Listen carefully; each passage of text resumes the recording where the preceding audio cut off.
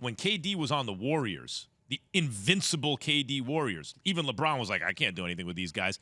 Harden and them hosted a Game 7 against that KD Warriors team. CP3 didn't even play. The Rockets missed every shot, and they still only lost by single digits. Like, Harden got him. He choked in the end. He didn't hit any shots, but he got him closer than anyone should have gotten against that Warriors team. But it brings up the point. He has yet to win a championship. He wanted out of Houston. He went to Brooklyn in a super team. They didn't do anything. Now he forced his way out of Philly. Listen to Zach Lowe on the Low Post podcast, the Low Post host, on the Low Post podcast on James Harden. This is it for James Harden. They traded Seth Curry and Andre Drummond, but they kept Tybalt, they kept Maxey, Tobias Harris is still here, Danny Green's still here, Shake Milton maybe will come back at some point, Korkmaz, Niang. They have enough depth, plus they'll get a buyout guy, I'm sure, to have a real team. Their offense should be pretty much unstoppable with shooting all around their two centerpiece players. Right now, his postseason resume is justifiably defined by meltdowns. 2 of 11 games. 3 games in which he shot 2 of 11. The criticism of his postseason performance is not unfair. It's not cherry picking. It has been below his standard, more so than it has been for almost any other superstar in recent NBA history. That, combined with all of this drama that he's left in his wake, look, it's time. The time is now. This is it. Jay, I've been saying this about Harden.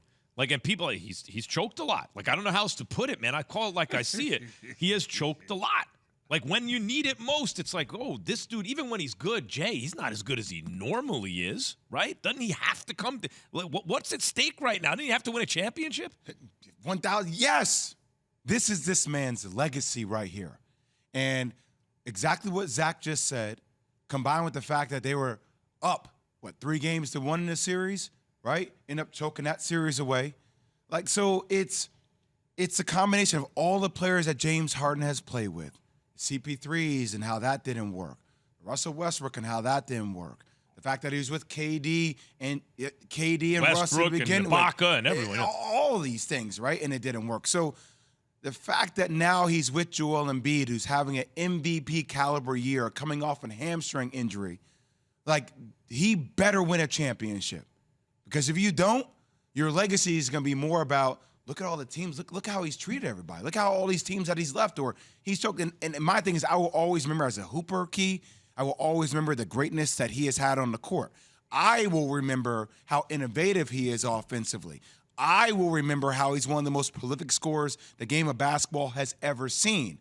But the everyday fan, they'll probably remember all the things that have been negative about how he's forced his way out and how he's choked and how he's never really won championships, especially if they don't win one here in Philly. There's no question that he just made his life tougher by leaving Brooklyn and going to Philadelphia. I would have personally liked to have seen him stay a little bit longer, maybe another year or so, and then if he wanted to get out, get out. I mean, there's no question about that. But, you know, if he goes there and he wins, then we won't even be having this conversation. We would say, okay, all he needed was Embiid. But I think even more so, not just about James, but I was thinking about this, Doc Rivers. This just put a lot of heat on Doc. This put a lot of heat, and people aren't talking about that or thinking about that. It just put a lot of heat on Doc Rivers to get it done as well, because you now have a championship caliber team, and as Zach said, maybe they get another player on a buyout contract type situation that comes in as some help. But when you think about that narrative that was left in Los Angeles when Doc left to go take the Philly job or was fired or resigned or whatever you want to call it, and then all of a sudden he goes and he takes the Philadelphia job, now he gets this superstar that they so badly wanted and coveted. Now you looking at that too and like, ooh, when y'all going to cash that in? Yeah, Key, and I think that in combination with, I look at the James Harden, the Ben Simmons situation differently. Like, and I'm not advocating for which either one has done, right? Because I would have told them both to battle through the scenarios. But I look at Ben Simmons as a young pup in this thing, man. 25 years old, grew up in Australia, still trying to get acclimated to how competitive this game is and deal with adversity.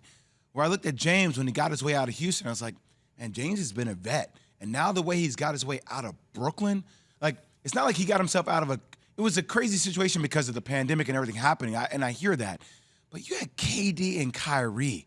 This is potentially the best trio the game of basketball has ever seen. Yeah, he was on, once upon a time, a team that had maybe the greatest young nucleus of any sport ever. KD, Westbrook, Harden, Ibaka, they're all under 22 years old.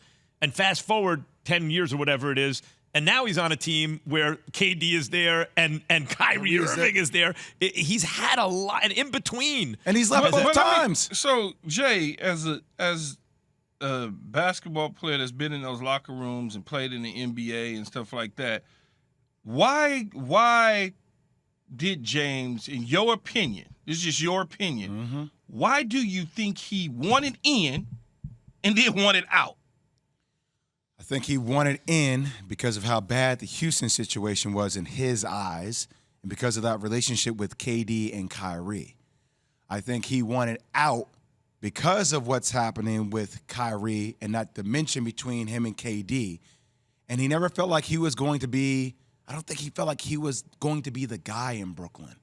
I think a lot has to do with James Harden he's going to be, even though it's JWill and B's team, he's going to be the guy in Philly. James Harden has had essentially 30-point triple-double-ish seasons now until last year for a while. One of the greatest regular season players who ever lived. What will his legacy be? There is a championship window right now in Philadelphia. Thanks for watching ESPN on YouTube. For live streaming sports and premium content, subscribe to ESPN+.